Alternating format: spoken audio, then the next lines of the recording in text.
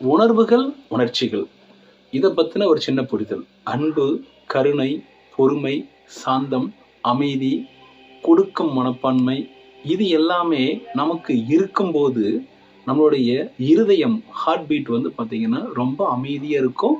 மூச்சு வெளியே போயிட்டு உள்ள வர்றதே தெரியாத அளவுக்கு சீராக இயங்கும்.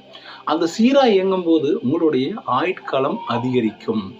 இதே உணர்ச்சி அப்படிங்கும்போது கோபம், பொறாமை, தாழ்வு மனப்பான்மை, பயம், கவலை, இது மாதிரியான உணர்ச்சிகள் இருக்கும்போது, எமோஷன் இருக்கும்போது உங்களுக்கு படபடப்பு, பயமும் கலந்த ஒரு படபடப்பு, ஹார்ட் பீட் அதிகமாக இருக்கும்.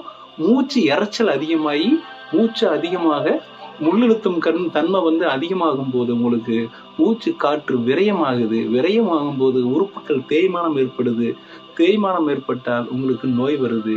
நீங்கள் உணர்வுகளில் வாழலாமா இல்லை உணர்ச்சிகளை வாழலாமா அப்படிங்கிறத நீங்கள் முடிவு செய்யுங்க.